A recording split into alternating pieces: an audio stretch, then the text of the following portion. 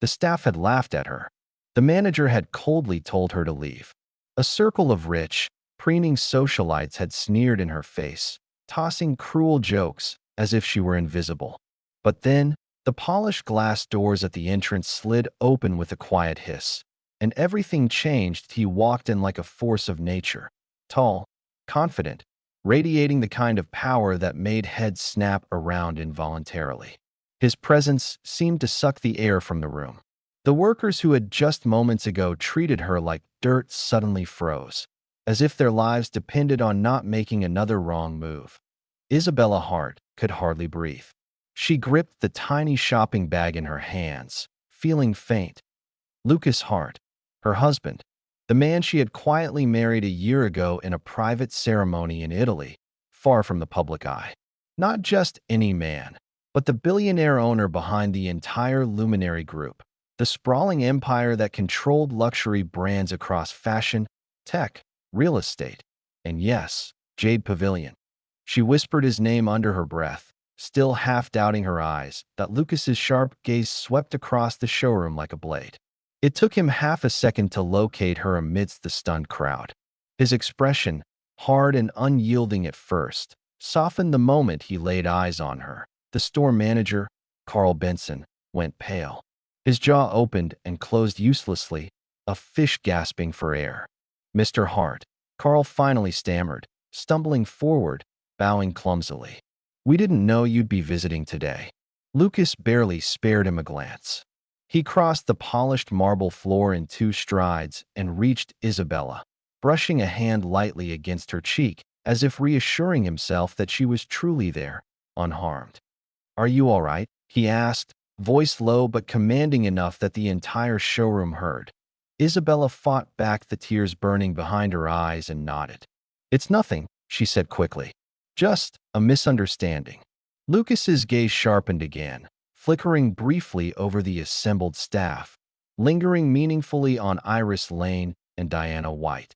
The 2 socialites who had led the cruel taunts. He noticed Mr. Mason, the security manager, standing respectfully to one side, and nodded slightly in acknowledgement. Carl Benson tried to edge closer, desperate to regain some control. "Sir, there's been a mistake. We would never intentionally offend." Lucas cut him off with a stare so cold it could have frozen water. "I heard my wife was treated poorly here," Lucas said calmly. "Is that correct?" Carl looked like he might faint. He licked his lips. "Sir, if we had known she was, so it's acceptable to mistreat customers you think are unimportant?" Lucas interrupted, voice still calm but laced with steel. "No, of course not, Mr. Hart." Carl blurted. "We have a VIP policy, and sometimes the staff prioritize. You prioritized nothing but your arrogance," Lucas said, his voice rising just slightly, the air crackling. "You mocked her. You blocked her from making a purchase. You insulted her." Diana White cleared her throat awkwardly, pasting on a smile that looked more like a grimace. "Mr. Hart, we truly meant no harm. We didn't realize." Lucas held up a hand, silencing her instantly. "I didn't ask for your excuses," he said. Then he turned to Mr. Mason. "Close the store immediately. Conduct a full internal investigation. Anyone involved in harassing or mocking my wife will be terminated today." Mr. Mason bowed slightly. "Yes, Mr. Hart." Carl's face turned a deep, mottled purple. "Please, sir. This is my livelihood. I've worked for the company for 15 years. And you forgot in those 15 years how to treat people with basic human decency," Lucas said icily. "Pack your things. You're done." The room was so silent that the faint hum of the overhead lights buzzed in everyone's ears. Lucas ignored the gaping crowd and focused entirely on Isabella, placing a hand on the small of her back, gently guiding her toward the exit. "I'm sorry," he murmured to her as they walked. "I should have been here sooner." Isabella shook her head, overwhelmed with emotion. "You came," she whispered. "That's all that matters." Behind them, the staff scrambled to shut the doors, the humiliating collapse of Jade Pavilion's proud facade now complete. Outside, Isabella drew a shaky breath of the cool evening air. "How did you know I was here?" Lucas tucked a strand of hair behind her ear. I heard rumors that the pavilion had a culture problem, prioritizing flashy appearances over real service. I had a feeling you might stop by here for your grandfather's gift. I wanted to make sure you were safe. You didn't have to, she murmured, heart swelling. Of course I did, he said simply. You're my wife. They rode home in one of Lucas's sleek black sedans, Isabella leaning against him, feeling the weight of the day slip away to their townhouse. A blend of old-world charm and modern simplicity. She finally allowed herself to relax. They sat close together on the sofa, Lucas's arm wrapped protectively around her shoulders. You shouldn't have had to endure that, Lucas said softly, anger still simmering beneath his words. I survived, Isabella said with a small smile. Besides, it taught me something. He raised an eyebrow. Oh, that no matter how polished the surface, she said thoughtfully, real character shows in how people treat those they think can't offer them anything. Lucas kissed her temple. You're remarkable. The next day, Lucas took direct control over the Jade Pavilion investigation. Policies were rewritten. Staff were retrained or dismissed. A clear message was sent. Arrogance, cruelty, and discrimination would not be tolerated. Meanwhile, Isabella busied herself preparing for Grandpa Samuel's birthday, the man who had raised her after her parents' deaths, teaching her that dignity and kindness mattered more than status or wealth. She wore a soft green dress that evening, simple but elegant.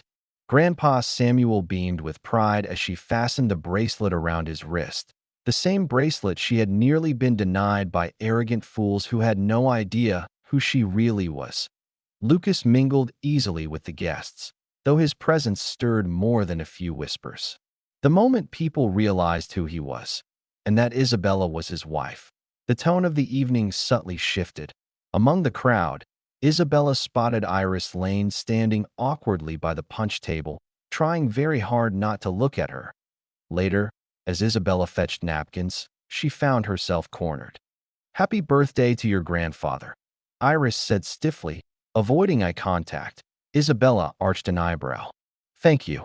Iris hesitated, then blurted out, I wanted to apologize.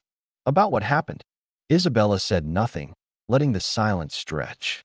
I didn't know you were. I mean, if I had realized who you would have treated me better, Isabella finished calmly. Because of who I married. Iris flinched, reddening. Look, I'm sorry, okay? We said things we shouldn't have. Isabella considered her for a moment.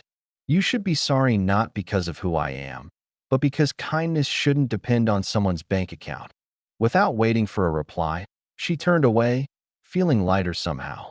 Iris's apology wasn't perfect, but it wasn't for Iris's benefit that Isabella accepted it. It was for her own peace. That night, after the guests had gone and Grandpa Samuel had fallen asleep in his armchair, Isabella and Lucas stood quietly together on the porch, watching the stars whirl slowly overhead.